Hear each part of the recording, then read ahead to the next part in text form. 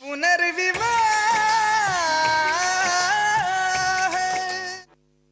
भाभी, कैसा लगा भैया का आपको ये सरप्राइज? Super shocking, right? अरे आपका चेहरा तो देखने लायक था। ऐसा लग रहा था कि मानो आपको कोई राज खुल गया हो।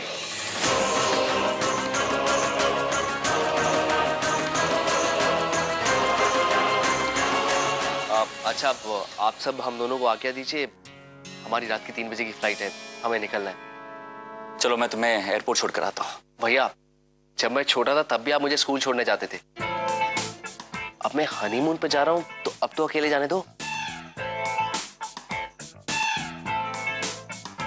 परिधि, बड़े मुन्ने का ख्याल रखना और हाँ, संभाल कर लेकर जाना और संभाल कर वापस लेकर आना।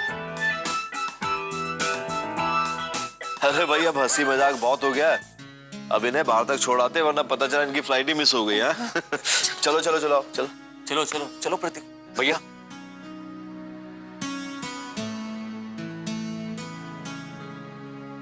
जन्मदिन मुबारक हो बेटा। जन्मदिन मुबारक हो बेटा।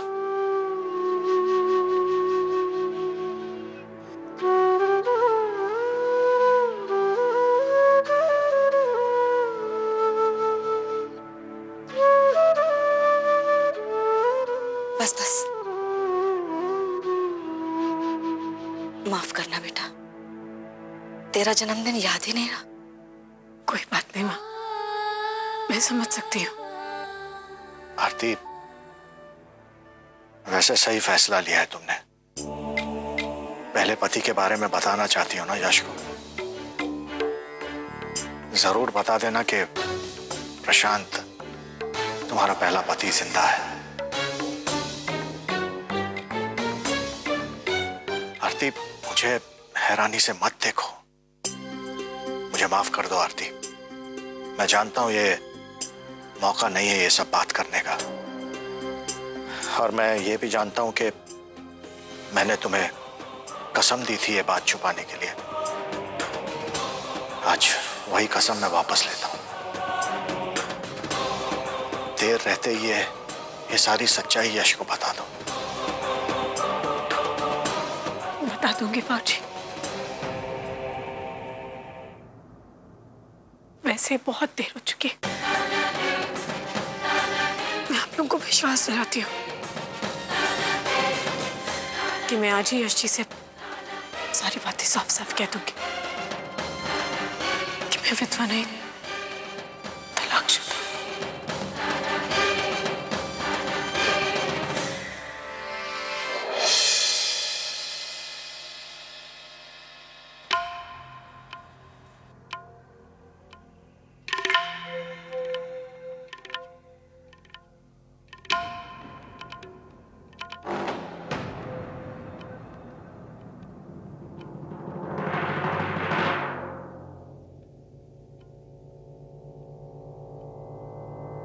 क्या हुआ आरती जी, आपने मुझे अर्जेंट क्यों बुलवाया? मुझे आपसे बहुत जरूरी बात करनी है। जरूर बात करेंगे आरती जी, लेकिन सबसे पहले आपकी दवाई का समय हो गया है। चलिए दवाई ले लीजिए। दवाई मैं बाद में ले लूंगी, मेरी पहले बात सुन लीजिए। आरती जी, पहले अब दवाई। शशि, आइए मेरे साथ। एक बार मेरी। आप बैठिए आराम से।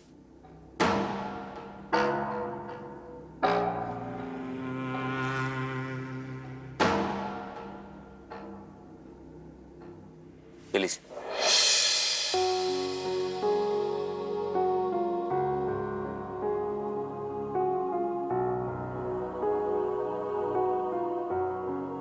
अब बताइए आरती जी, क्या बात है? आप बहुत अच्छे इंसान हैं यश जी।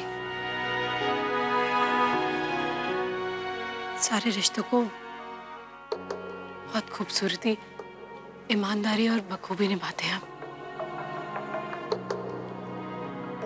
मैंने कभी सपने में भी नहीं सोचा था कि मुझे आप जैसा जीवन साथी मिलेगा। आज मैं आपको अपने जीवन का एक बहुत बड़ा सच बताने वाली हूँ।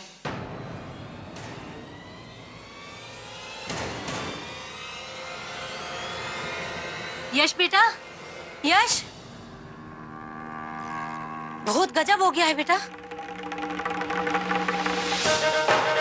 बाहर पुलिस आई हुई है। इस विधि को गिरफ्तार करने के लिए। भाभी को गिरफ्तार कर। चलिए बोझी।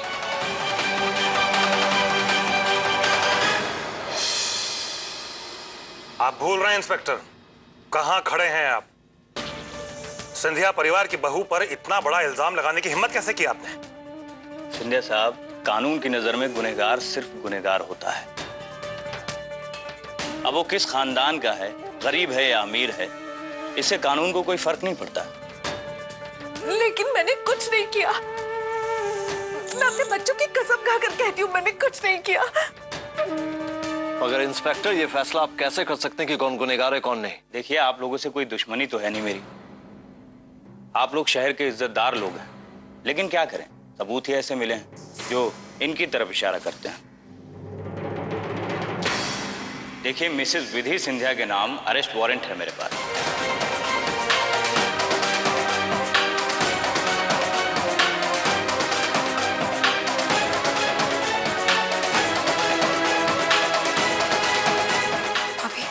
भाभी अब चिंता मत कीजिए, कुछ भी नहीं होगा।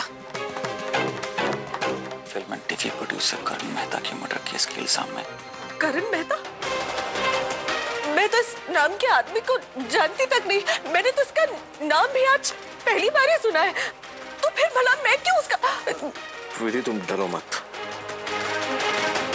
इंस्पेक्टर, वो आप कुछ देर पहले सबूत की बात कर रहे थे ना? ऐसा कौन सा सबूत आपके हाथ लगा जिसके आधार पर आप मेरी पत्नी को यहां गिरफ्तार करने चले आए? ये रहा सबूत।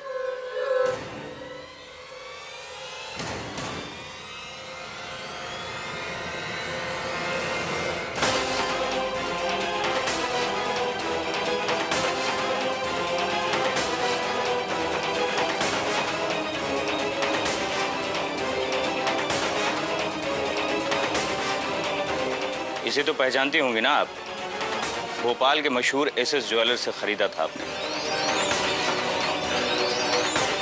अब कहिए कि ये नेकलेस आपका नहीं है? ये सही है इंस्पेक्टर, कि ये नेकलेस हूबहू वैसा ही है जैसे मेरी पत्नी के पास है। मगर ये नेकलेस जो आपके हाथ में है ना, ये विधि का नहीं है। अगर ऐसा होता तो आज ये विधि के गले में नहीं होता। ये देखिए आप।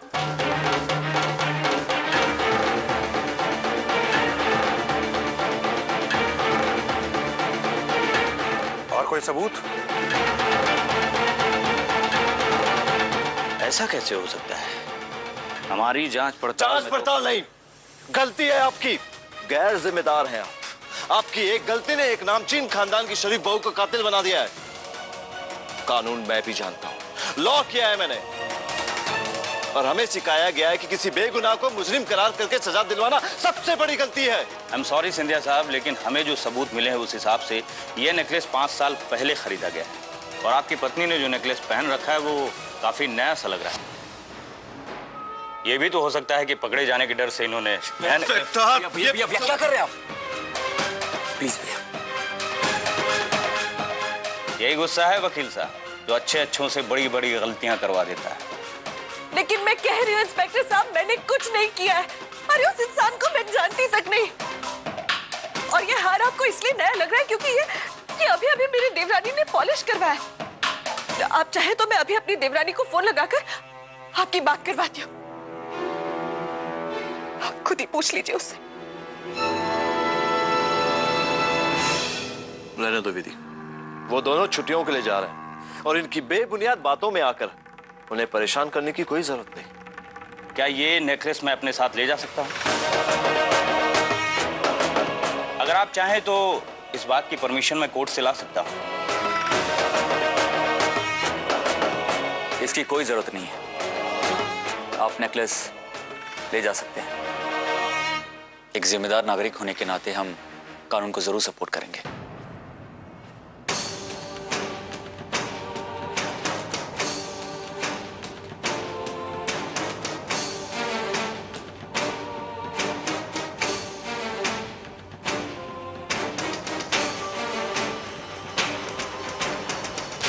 Thank you.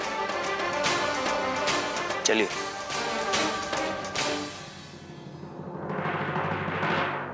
पंकज, बहू को अंदर लेके जाओ। जी बाबूजी। यश,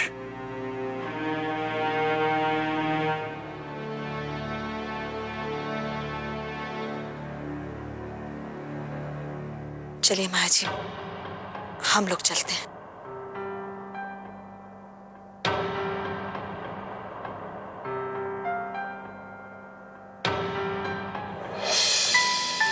तो फिक्र मत करना बेटा, सब ठीक हो जाएगा।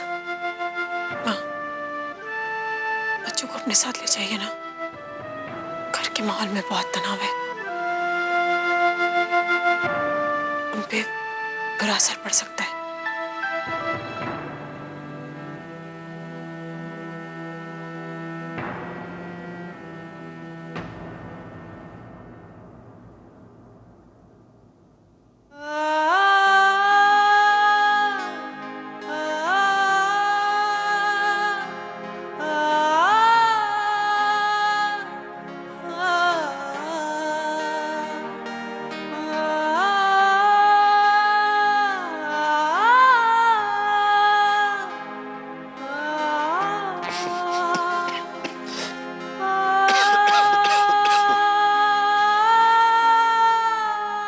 आखिर है तो मेरा ही बेटा ना, मेरा खून।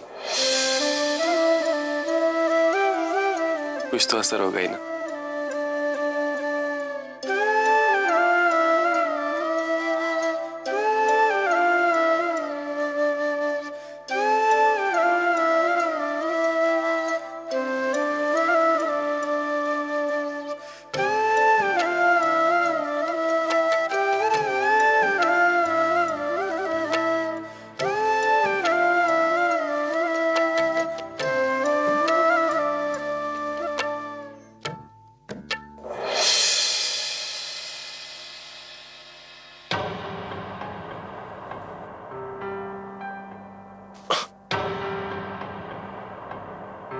वो माँ,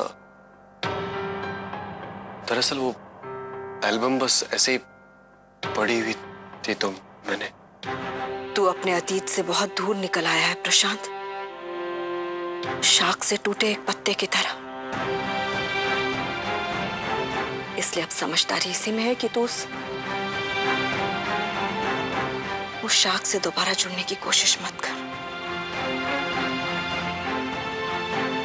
मैं जानता हूँ माँ, जानता हूँ कि मैंने बहुत सारी गलतियां की हैं। काश मैंने वो सब ना किया होता। काश ये अपनापन, ये लगाव तब मुझ में होता तो शायद आज मैं ऐसे अकेलेपन की गिरफ्त में नहीं होता। बीता हुआ कल लौट कर नहीं आता है प्रशांत,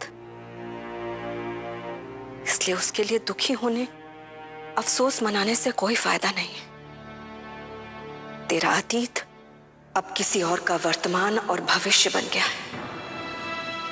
अंश की चिंता मत कर तू प्रशांत, वो बहुत अच्छे हाथों में है बेटा। यश जी बहुत अच्छे इंसान है, वो एक अच्छे पति, जिम्मेदार पिता, दोनों ये फर्ज बखूबी निभा रहे हैं।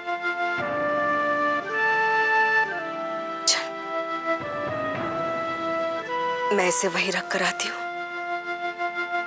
जहां इसे होना चाहिए।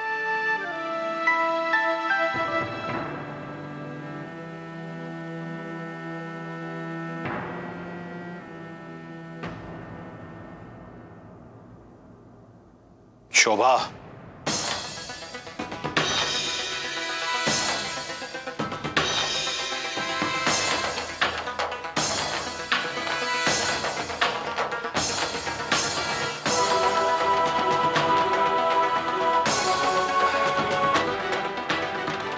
मैं मानता हूं यश बहुत भला इंसान है, लेकिन यश यश यश हर बार यश। क्या यश के सामने हमारे बेटे की कोई अहमियत नहीं तुम्हारी नजरों में? प्रशांत बेटा है मेरा, उसकी आंखों के आंसू मुझे भी रुला देते हैं। उसकी तड़प देखकर मैं भी तड़प उठती हूँ। उसकी खुशी के लिए मैं कुछ भी करने के लिए तैयार हूँ, लेकिन रिश्तों के दायरे को नहीं तोड़ सकती मैं। हर रिश्ते की अपनी एक सीमा होती है जिसका मान हम सबको करना चाहिए, चाहे कितनी भी मजबूरी क्यों ना हो। मैं इस सीमा को तोड़ने की भूल नहीं करूंगी और ना ही किसी को करने दूंगी।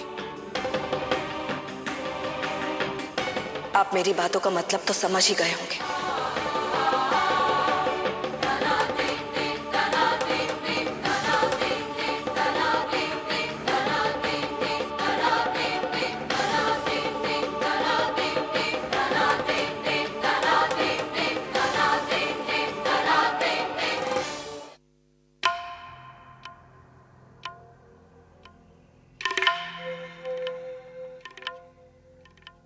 आरती जी, प्लीज स्ट्रेस मत लीजिए। जरूर कोई गलतफहमी हुई होगी। बस 2 मिनट की मुश्किल थी। अब देखिए सब कुछ टल गया। मुझे लगता है यश जी कि एक बार हम सबकी तसल्ली के लिए और इस घर की सुख शांति के लिए हमें एक बार परिधि से बात कर लेनी चाहिए। नहीं आरती जी, अगर प्रतीक को पता चलेगा कि घर पे पुलिस आई थी तो वो अपना प्लान कैंसिल करके सीधा यहाँ आ जाएगा। आप मेरी बात समझ नहीं रहे यश जी। मैंने कुछ दिनों में परिधि के बिहेवियर में बहुत अजीब से चेंजेस देखे हैं। मतलब वो हम सबके बीच होते हुए भी नहीं होती थी। रहती तो हमारे बीच में थी, लेकिन ध्यान कहीं और ही रहता था उसका। आरती जी, ये बात तो मैंने भी नोटिस की है। अगर परिधि से बात करो तो वो उसका जवाब ही नहीं देती। हमेशा वो खोई सी रहती है।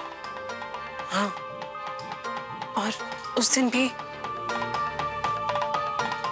बहुत अजीब बर्ताव किया उसने, और उस बात पर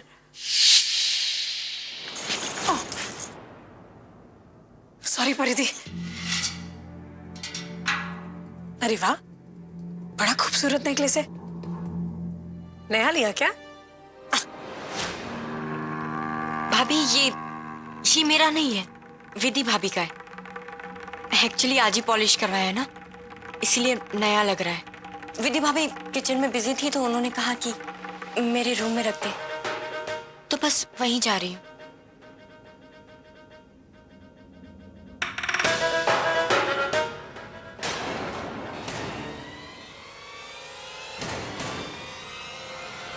ये रिसिप्ट तो किसी नए नेकलेस की लगती है।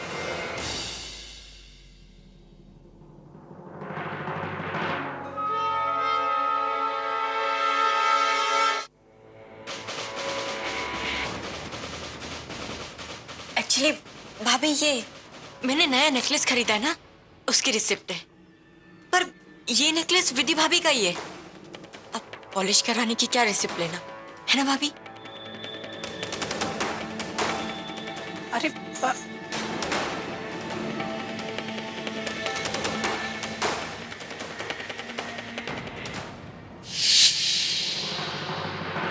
इसका मतलब परिधि ने